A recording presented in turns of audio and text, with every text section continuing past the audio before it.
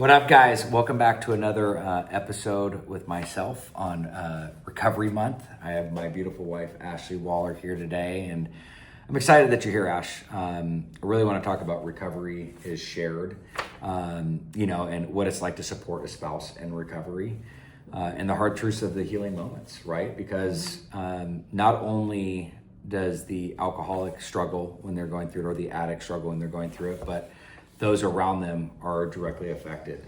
And so what I would really like to know is, how did my addiction impact you and the family? At first, I was in a lot of denial because I wasn't really sure what addiction was. But once I realized that I had contributed to the disease through Al-Anon, which Al-Anon was like a huge part of my own recovery as well. I realized that I was enabling you in a lot of ways. And so in that aspect, it not only was affecting me, but it was affecting our surrounding family as well. Addiction was something that I was so thrown into and didn't really have any understanding about. So when you were struggling and I didn't have the tools under my belt to be able to help myself, I lost a lot of sight of who I was, things that I liked. A lot of times I've said before, like, I didn't even know what my favorite color was or things that I enjoyed because I was so addicted to your addiction in a sense that I lost sight of who I was. Can you give like a couple high level examples of how you were enabling me? Yes, for instance, when you were, say, on a bender and you were at home and you were sleeping, I would text your boss and tell them, Jason has the flu or something like that. So in that aspect, I should have let you fall, but instead I was co-signing a lot of your bad behaviors. And in terms, it was hurting and contributing to your addiction. Or not only that, but also, just keeping everything that I was going through behind closed doors, and we weren't sharing it with anybody. Yeah. Not alone a boss, just anybody in general. Because Yes. I had sponsors, I had people that I was working with in the program. Well, this is a tough question, but what was the hardest part of being with me when I was in active addiction? There's not one part specifically. Oh, come on, something's got to stand out. The hardest part, I think, was like being in a spot where everybody around you thinks everything's okay, but you're the worst and the darkest you've ever been because you're living in such a manipulative, destructive environment. And it's a really scary place. A lot of times I say, like, the addict's the one that people always end up supporting, but the family member's the one that's almost hurting the most, and they have zero support. So it's really important that when you're looking at addiction, you look at it as a whole, as a family disease, because everybody is impacted by somebody else's behaviors. That's so good, because I think it's so important, and you brought it to light for me after, everything that I'd gone through, and finally being in a place where I could actually hear you talk to me about just how much trauma and different things that you'd gone through just because of my addiction. And I'll never forget this, and I share this like when I'm in intimate settings, and I'll share it now, but just like all the pain that you went through. But the fact that like there was so many nights for so many months, maybe even years, that you would literally just put your head to my heart when I was on the bed to see if I was still alive. Right? Yeah, yes, multiple times. And so I just like breaks my heart to just think that you would have to go through that. Imagine every single day with the person that you love, just leaning over to see if they're alive every morning. Like, it's so gnarly. So gnarly. And I'm just so grateful for everything that you've done, and it's just addiction's is brutal. It is cunning, it's baffling, it's powerful, and it will take everything away from you and those around you. That's why they call it family disease. But more on a lighthearted part, I'd like to know how recovery has changed our relationship. How has my sobriety changed our relationship? Oh my gosh, not only your recovery, my recovery. I think that you'll never really understand who you are as an individual until you struggle and you suffer, because that's when you can like really build the foundation and become a better human. So I think in all of our suffering, even though it's inevitable, like we were able to figure out who we are and like build ourselves up through that and grow closer together. I think we're the closest we've ever been because of our struggles. And it's helped. We've gone through a lot. A lot. People, it's not even just it's not even addiction. It's like there's so much other stuff. I know. And so I do think that like it's so crazy to look back and say, like, I'm so grateful for the experience that we had because it was so traumatic. It was so hard and everything that we've been through.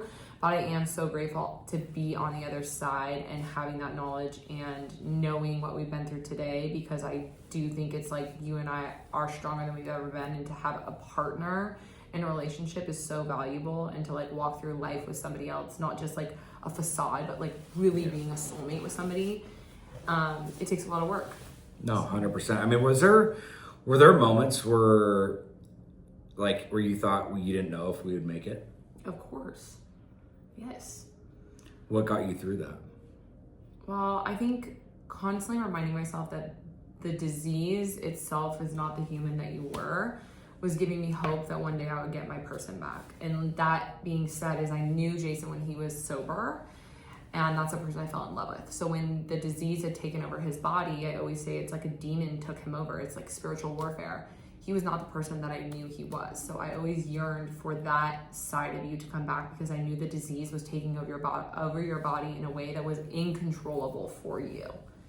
And that's what gave me hope that I knew we were going to get through it. I knew we'd get to the other side because I knew what it was before. With that being said, I appreciate you sharing that. What do you wish more partners, not parents, more partners knew of people in recovery? Like, what do you wish they understood?